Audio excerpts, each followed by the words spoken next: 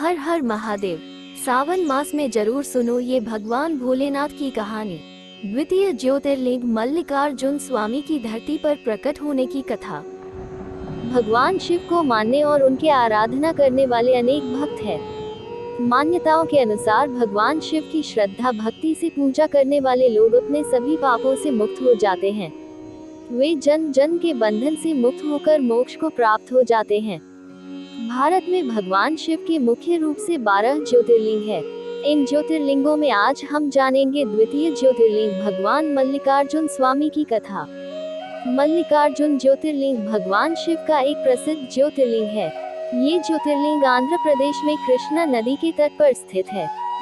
भारत में इस ज्योतिर्लिंग को दक्षिण भारत का कैलाश भी कहा गया है। इसके दर्शन मात्र से ही सभी लोगों की मनोकामना पूर्ण हो जाती है।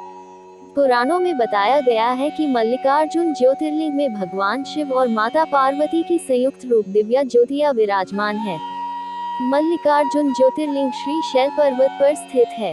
यह मान्यता है कि जो भी व्यक्ति यहाँ भोलेनाथ की पूजा करता है उसे अश्वमेध यज्ञ के बराबर फल प्राप्त होता है और उसकी सभी मनोकामनाएं शीघ्र ही पूरी हो जाती है। चलिए जानेंगे मल्लिकार्जुन ज्योतिर्लिंग से जुड़ी पौराणिक कथा।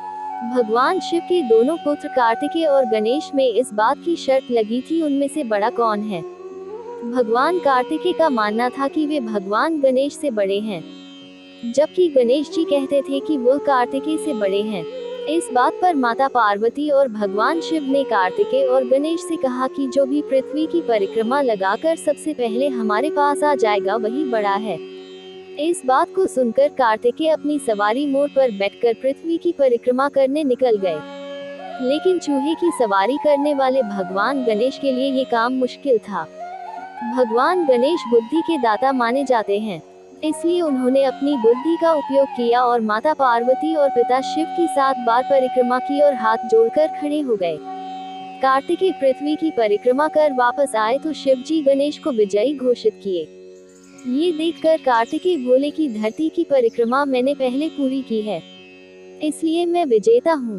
तब गणेश ने कहा कि एक पुत्र के लिए माँ बाप ही उसका संसार है, इसलिए मैंने माता और पिताजी का परिक्रमा कर प्रथम आया हूँ। कार्तिकेय जी को बहुत गुस्सा आया। गुस्से में आकर वे कैलाश को छोड़कर धरती पर श्रीशैल पर्वत में आकर रहने लगे। कार्तिकेय को मनाने के लिए माता पार्वती उनके पीछे पीछे चलकर यहाँ आ गई और शिवजी भी ज्योति स्वरूप में माता के साथ आए।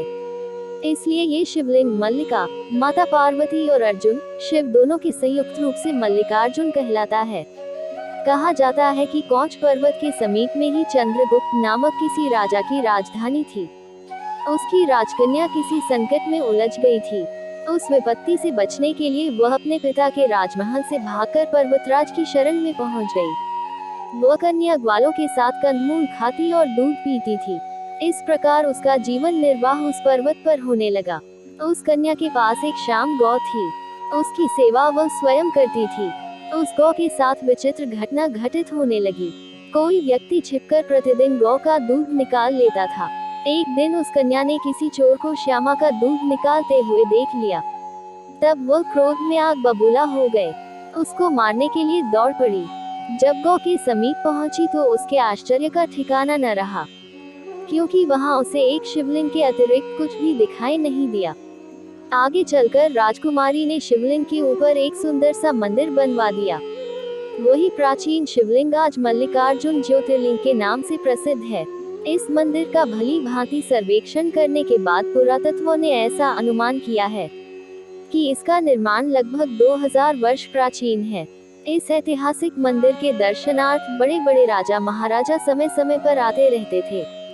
आज भी यहाँ मल्लिकार्जुन स्वामी का दर्शन करने के लिए भक्तों का भीड़ जमा रहता है। मेरे चैनल परफेक्ट कहानियाँ को लाइक, शेयर और सब्सक्राइब कीजिए और बेल आइकॉन को दबाना न भूले। Thank you.